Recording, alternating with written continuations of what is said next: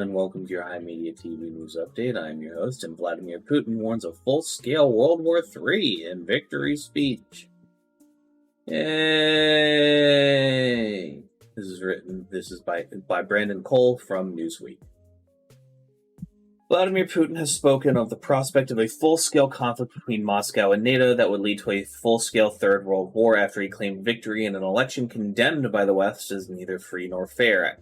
After the Kremlin said he had won nearly 88% of the vote, the Russian president addressed a press conference in which he took aim at those who want to intimidate us. He said such a move has not worked now, will not work in the future, never. Taking questions from reporters, Putin was asked about the possibility of a conflict between Russia and the West, and he said, I think everything's possible in the modern world, but as I've already said, and as it's clear to everyone, that it will be one step away from a full-scale Third World War. I think hardly anyone is interested in this. The Kremlin wanted the tightly controlled election to see the Russians back Putin's full-scale invasion of Ukraine, where voting was also held in Russian-occupied territories. However, Western leaders have raised the alarm that Putin will set his sights beyond Ukraine after the war. On January 19th, Dutch Admiral Rob Bauer, the chair of the NATO Military Committee, said that members need to prepare for a war within Russia in the next 20 years. I want to be very clear, everybody, that the only reason that there would be a boots on the ground, there isn't going to be a boots on the ground war with Russia. There isn't going to be a boots on the ground war with Russia. The only reason that Ukraine hasn't been nuked into oblivion is because functionally, at the end of the day, Ukraine's value is not just in the resources under its ground. It's also valuable for the fact that it grows a fifth of the world's food. It is a huge producer of food.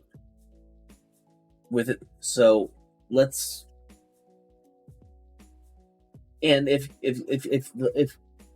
like, MAD is still at play, mutually assured destruction is still at play, and the only reason why Vladimir Putin would do this was because he doesn't care about his own death and doesn't care about the death of his people. Which, Vladimir Putin is a lot of things. He's a despot. He is greedy. He is corrupt. He is a fascist. But he's not stupid. And he I think the only thing if there was to be something like that, I think Vladimir Putin would probably send the nukes on his deathbed or some shit, so he doesn't have to deal with the repercussions. But even then, I'm doubtful that would result in. I don't know. I don't even think he would do that. He's a lot of things, but he's not. Vladimir Putin is a lot of awful things, but I don't believe he would go that far. I do think that this is the type of dick waving we can expect from fascistic governments like North Korea, China, Russia, or to be clear, fascistic governments that are not allied with the United States or the United States themselves.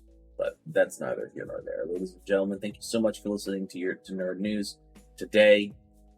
What day is today? Time has no meaning. March the 18th, 2023. I appreciate your time, and your listenership. If you want to support the show, go to HIMedia.gg.com, HIMedia.gg/donate.